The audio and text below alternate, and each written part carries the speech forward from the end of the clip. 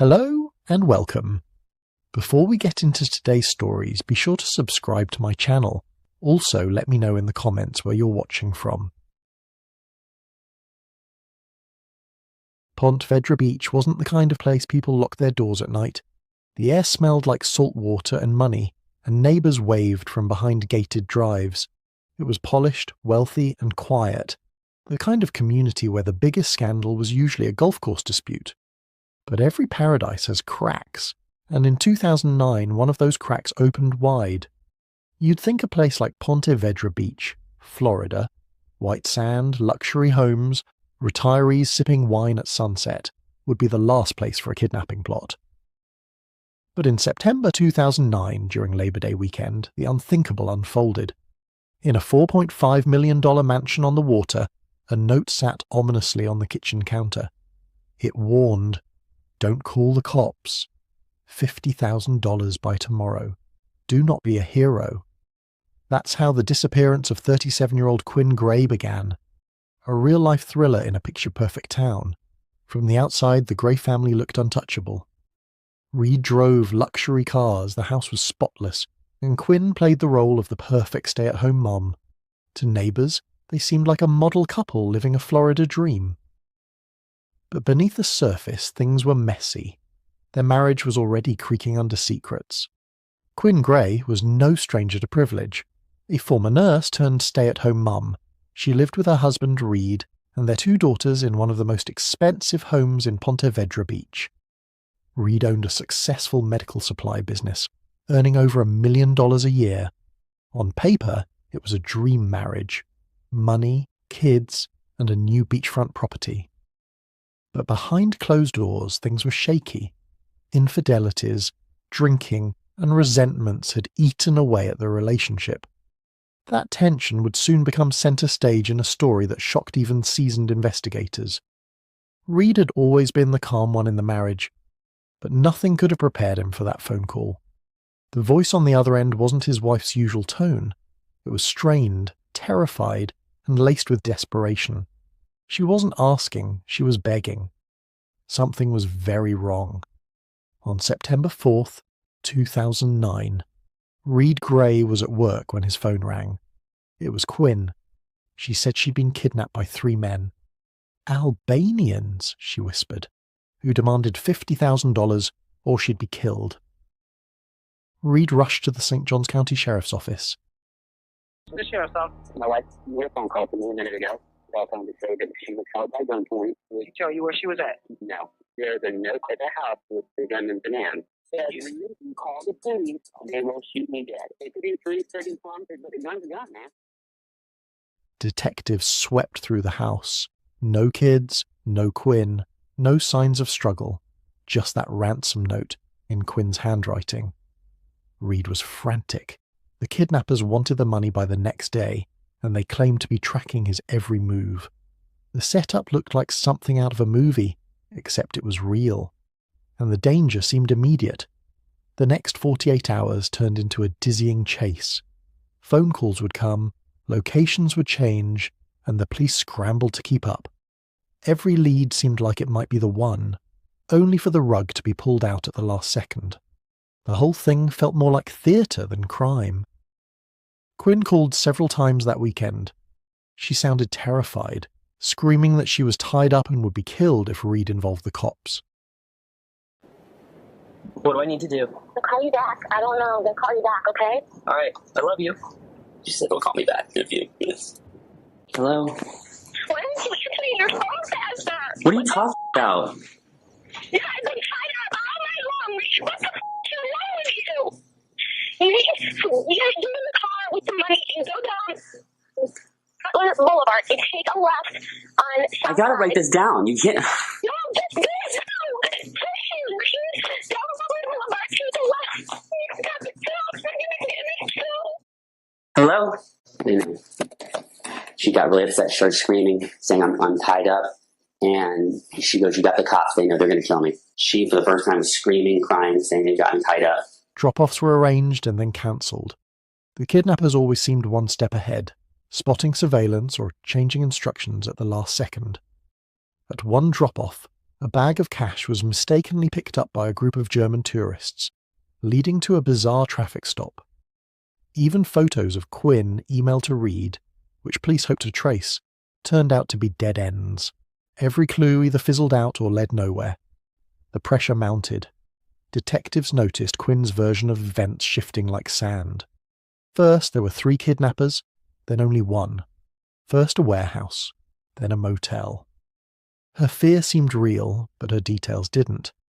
To cops, it smelled like a story that was being rewritten on the fly. By Sunday, something wasn't adding up. At first, Quinn said 3 men kidnapped her, then she said just 1. She claimed she'd been kept in a warehouse, then in a motel. She described sarcastic remarks about rich people from her captor, but couldn't identify him clearly. Yet she remembered specific details, like where he bought her food. Police used that to pull CCTV footage of a man at a convenience store. They released it to the public. Within hours, the kidnapper himself, a 25-year-old Bosnian auto mechanic named Jasmin Asanovic, called police, saying he'd seen his face on TV and wanted to clear things up. When Jasmin walked into the sheriff's office, he didn't look like a hardened criminal. He was young, well-spoken and nervous. The more he talked, the clearer it became. This wasn't a kidnapper for hire. This was something stranger and far more embarrassing.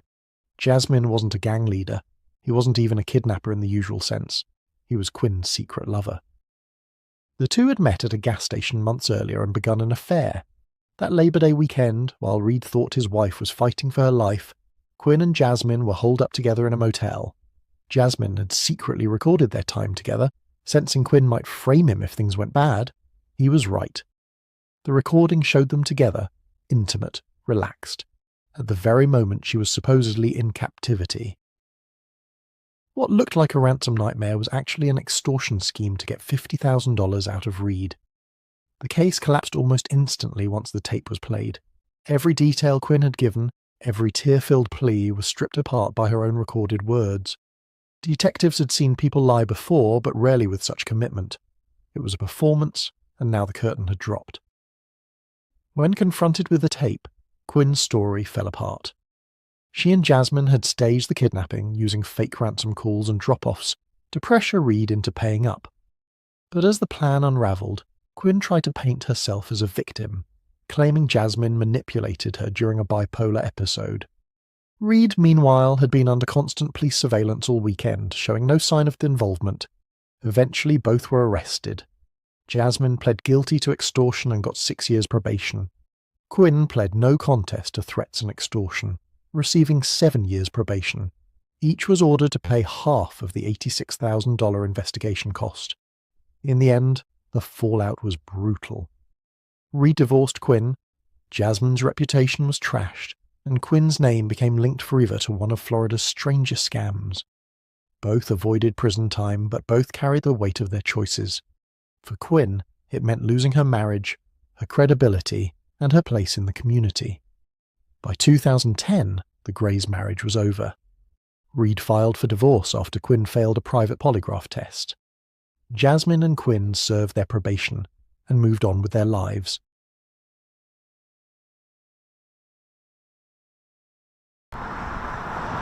Quiet Elko Road was filled with sirens Sunday morning. A 911 call around 9:30 led investigators to 60-year-old Deborah Seidenfaden. She was found dead inside her RV.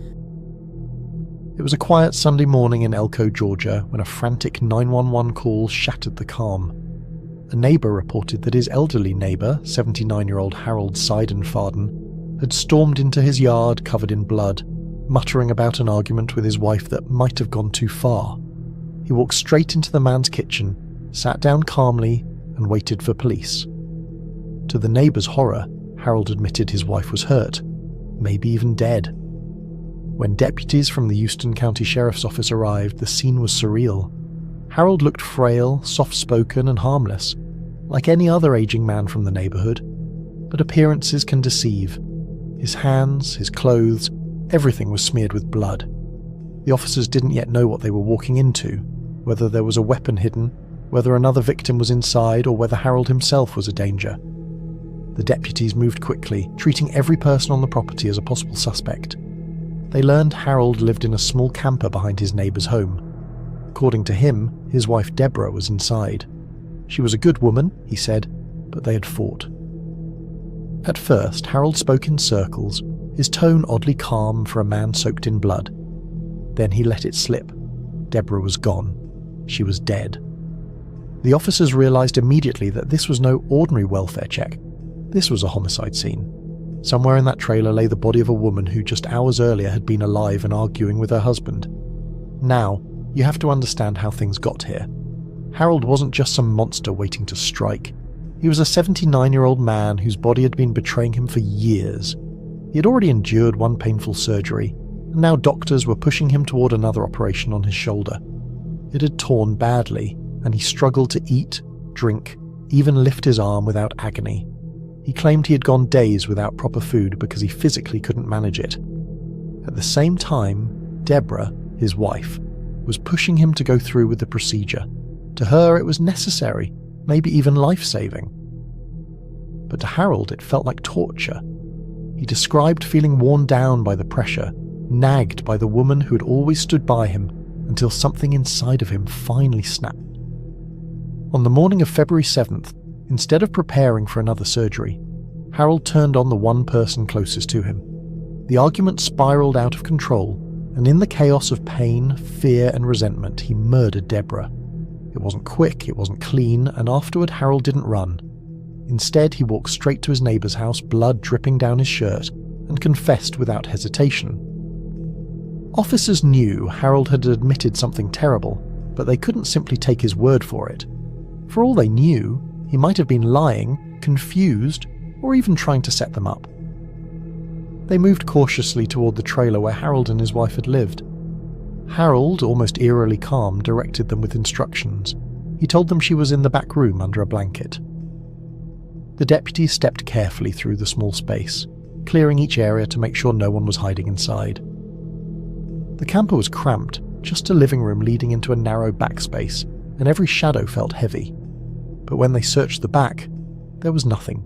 No body, no blood, nothing to confirm his story. It was unsettling. Harold had been so matter-of-fact, and yet there was no sign of Deborah. Frustrated, the officers decided to widen their search. They circled around the trailer, checking the perimeter, until one of them re-entered and pulled back the blankets on the bed. And there she was, Deborah Seidenfaden. She had been lying in front of them the entire time, hidden under the covers. There was no saving her. It was far too late. In that chilling moment, the weight of Harold's confession became undeniable. He had killed his own wife, and while his demeanour was frail and almost pitiful, the reality of what he had done was brutally clear. With Deborah gone and Harold in custody, investigators turned to the witnesses on the scene to piece together what had led to this tragedy. The first was Harold's neighbour, the man who had made the frantic 911 call. Emergency. My neighbor, he just came up through my yard, all covered in blood. I guess what he's saying is he and his wife had a big argument, and he might have killed her. Okay, what's the address, sir? It's 2356 Elka Road. All right, and do you know where he is right now? Yeah, he just walked into my house. He's sitting in the kitchen. Does he have any weapons on him? Oh, I found a knife, but she took it from him. He explained how Harold had shown up at his house that morning, covered in blood, asking strange questions and even begging him to shoot him. The neighbour's wife backed up the story, recalling how Harold had stumbled inside, his hands bleeding, before sitting quietly in their kitchen. She said she tried to clean some of his wounds, but otherwise left everything untouched, knowing something terrible had happened. Finally, officers spoke with Harold's boss, the property owner, who revealed the darker backdrop of Harold's life. He said Harold had been spiralling for months, weighed down by constant pain and worsening health. He'd heard Harold ramble before, talking about how he couldn't take it anymore, how his wife was pushing him into another surgery he didn't want. According to him, Harold seemed broken down and desperate, almost as if killing Deborah had been his way of escaping. Not just her, but the unbearable suffering he had been living through. Once Harold was transported to the hospital, officers stayed by his side to monitor him and preserve evidence. His bloodied clothes were collected, and while nurses tended to his wounds, Harold remained oddly calm. almost detached from the horror of what he'd just done. He rambled about his surgeries, how he hadn't been able to eat or drink for days, how doctors had failed him, and how Deborah kept pressuring him into another operation. In his mind, the weight of pain and the arguments about his health had pushed him past the breaking point. Do what? They're working on getting you something that way you can use the bathroom. Yeah, we'll get that in just a second. They're going to get you something to use the bathroom with, and then we'll get you out of that and get you some clothes changed, okay? Are you hearing any voices? Are you hearing any voices, anything like that? Right now? Oh, you need to unplug this. Hear me? Okay, not have any inner voices in your head. Stay watch the volume thing out. Despite his fragile appearance, investigators treated him like what he was, a homicide suspect. They asked if he was hearing voices or experiencing confusion, but Harold was coherent enough, and his story didn't change. He had killed his wife because he couldn't face the surgery, the pain, or the pressure any longer. Eventually, Harold was deemed competent to stand trial. In November, the frail 79-year-old man stood before a judge facing charges of murder, aggravated assault, and possession of a firearm. The verdict was clear: guilty. He was sentenced to life in prison, his remaining years to be spent behind bars. It was a tragic ending for both Harold and Deborah, an elderly couple whose final chapter ended not in peace, but in bloodshed, pain, and irreversible loss. This is so shocking. William says his parents live right down the road from the RV. They saw all the police cars out there on their way to church, but it's always unsettling when something like that happens in close proximity to you.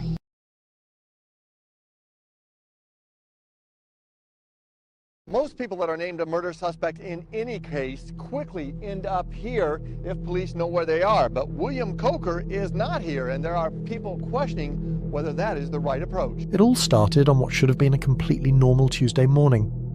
46-year-old Cheryl Coker dropped her teenage daughter off at school, texted a few friends, and went about her day. But just hours later, she vanished. Her phone stopped moving, her car turned up abandoned, and every trace of her just disappeared.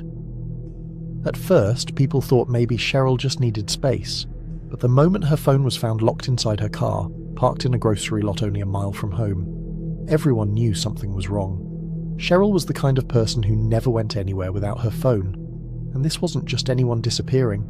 Cheryl was a mum of two, a hard worker, and someone whose life had started to get a little complicated right before she vanished. Cheryl lived in Riverside, Ohio, a small city near Dayton. She was the youngest of 4 siblings and was known for her big smile and warm, outgoing energy. Years earlier, she'd met a quiet guy named Bill Coker while working at General Motors. They were total opposites. She was bubbly and social, and he was reserved and serious, but they clicked. They got married in 1999. Bill adopted Cheryl's daughter Marissa, and they later had another daughter together named Michaela. For a while, everything looked picture perfect. But by 2018, after nearly 2 decades of marriage, things were falling apart. In April of that year, Cheryl discovered Bill had gotten a little too close to one of his co-workers. Not exactly shocking news since their marriage had turned open years earlier after Bill's first affair. But this time it was different. Bill wasn't just cheating, he was falling for someone else. Cheryl filed for divorce on September 21st, 2018, and things turned ugly fast. She told friends she was scared of him. In fact, she once even texted a friend saying, "I'll be at work tomorrow, if I'm not dead." Just 11 days later, she was gone. When her daughter Michaela couldn't reach her that afternoon, she got worried. No one had seen or heard from Cheryl all day, and she hadn't shown up for work either. Michaela eventually used Find My iPhone and tracked her mum's phone to that Kroger parking lot. When police opened the car, they found her purse, ID, phone and keys all inside, as if she'd just vanished into thin air. Bill was quick to show up and talk to police, but what he said didn't really add up. He claimed that Cheryl came home after dropping their daughter off, asked him to help jumpstart her car and then disappeared. But the car clearly worked fine. She'd just been driving it that morning, and somehow that same car ended up parked at Kroger's, locked, with her phone left inside. Police reviewed surveillance footage from the parking lot. It showed Cheryl's SUV pulling in around 10:55 a.m, but the motion-activated camera cut off before capturing anyone getting out. When it switched back on a few minutes later, the driver was gone. Things only got more suspicious from there. Cheryl's friends told detectives that Bill had been acting weird long before she went missing. They also said he didn't take the divorce news well. He'd once tried to run her off the road, and after she filed for divorce, he reportedly went on vacation with his girlfriend. When police questioned him again, his story shifted, and he downplayed everything, even suggesting maybe Cheryl just ran off. Is it tough to try? Do you feel like you're trying to prove a negative? In other words, you're trying, that you're in a spot where you're almost trying to prove that you didn't kill your wife? Is that how you feel? Yeah, I guess, yeah. Do you have any idea what happened to Cheryl? She was behaving in some pretty risky behavior right before she disappeared. And I haven't really been willing to put that out there because I didn't want to hear about it. But now the finger's pointing at you, right? Yeah. I mean, the police are saying you're the suspect, so, you need to try and convince people that you're not. Yeah. The question that police would ask you, or our audience would ask you, did you have anything to do with Cheryl's death? Did you kill her? No, I didn't. I did not. And you have any... I've never in my entire life hurt anyone.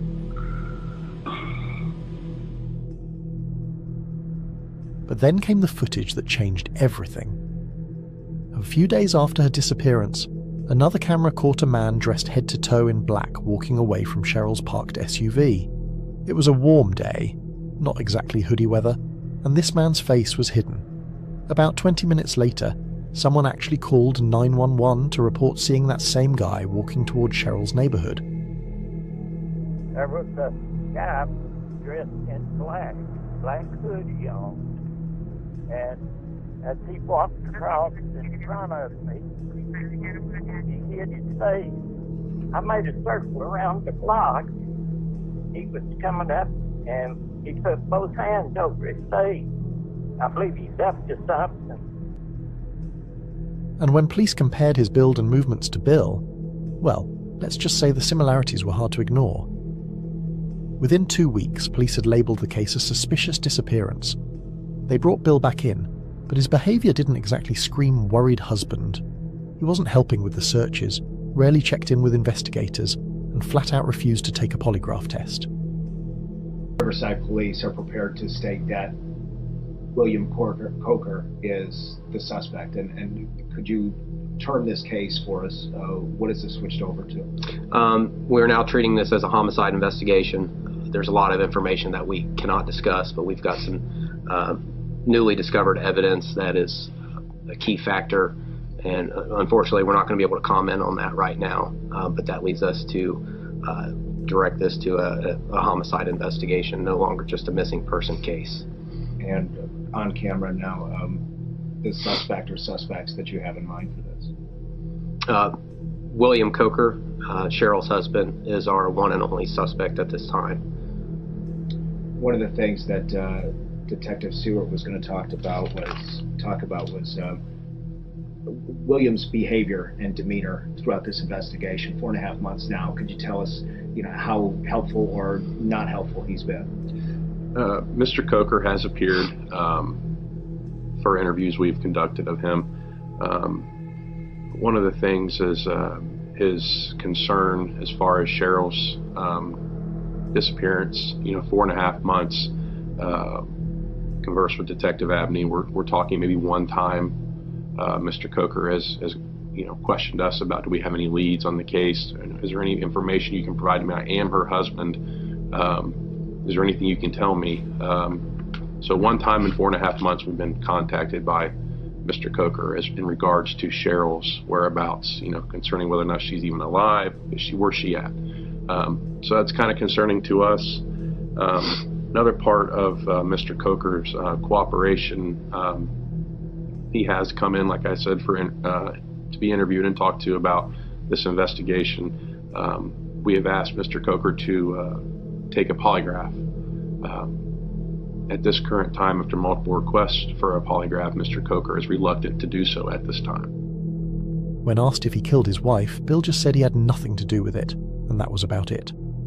4 months later, detectives officially reclassified the case as a homicide investigation and publicly named Bill Coker as their only suspect. But even with mounting evidence, the surveillance footage, the suspicious behaviour, the timeline, they didn't arrest him. Why? Because there was still one huge problem.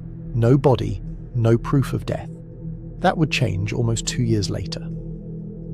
On April 25th, 2020, a man searching for mushrooms stumbled across human remains in a wooded area about 15 minutes from Cheryl's home.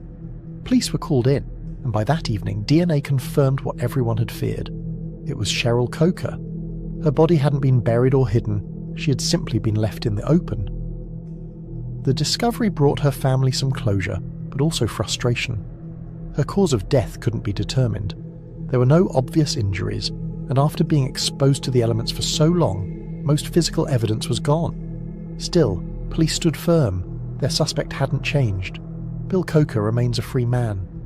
To this day, no one's been charged for Cheryl's murder. Police say the investigation is still open, but until they can gather enough to lock it down in court, they're stuck waiting. Cheryl's daughters, meanwhile, have tried to move forward, but the questions still hang over everything. What really happened that morning after Cheryl dropped off her daughter? Did Bill finally snap after realizing his wife was leaving for good? And if he did, why leave her body out in the open like that? Maybe someday the full story will come out, but for now the disappearance and death of Cheryl Coker remains one of Ohio's most haunting open cases.